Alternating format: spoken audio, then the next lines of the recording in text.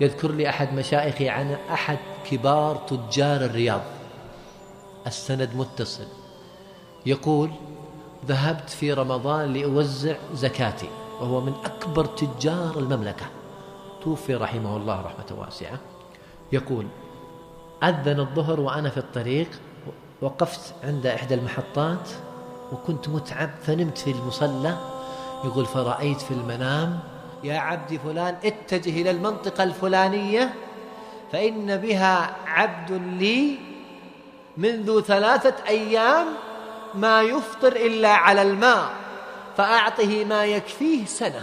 يقول: فقمت مفزوع من الرؤيا ثم غيرت الاتجاه. يقول: وصلت البلد أذان العصر، اتجهت للمسجد في هذه القرية.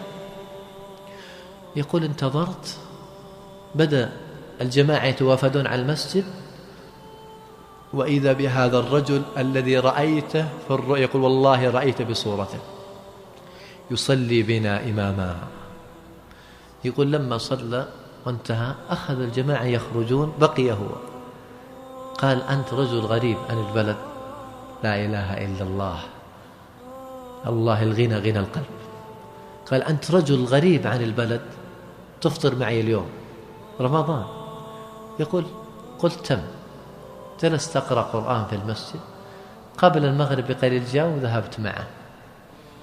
يقول: تبيني فيما بعد أنه إمام بدون راتب. يقول: لما دخلت البيت، يقول: والله ما رأيت شيء يرد البصر، ما في فرش، أطفاله ما عندهم إلا اللي يستر سوآتهم. يقول: لما أذن المؤذن أحضر لي الماء وقال: تفضل. يقول: فعينت في استغراب.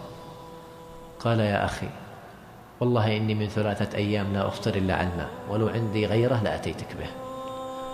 فتأثر هذا التاجر وأخذ يبكي، ثم قال له: أنا مرسل لك من الله. الله أكبر.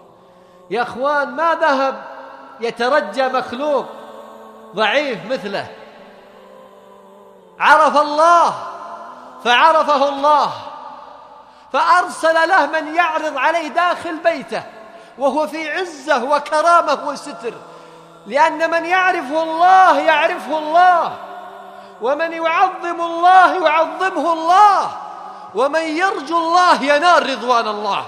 الله أكبر. لكن انظر واسمع وتأمل القلب المليء بما عند الله والزهد عن جناح البعوضة. قال: أنا التاجر فلان وقد أمرني الله أن أعطيك ما يكفيك سنة.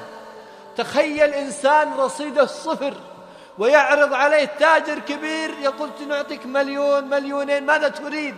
يقول: فما كان من هذا الرجل إلا أن بكى بكاء شديدا: يا فلان لا تفتني بمالك، يا فلان لا تفتني بمالك، وأخذ يبكي.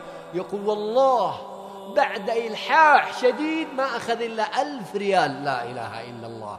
إنها نفوس وقلوب عرفت الله فأكرمها الله بغنى من عنده سبحانه وتعالى. أسأل الله أن يغنيني وإياكم بفضله، وأن لا يجعل الدنيا أكبر همنا ولا مبلغ علمنا. اللهم آمين يا رب العالمين.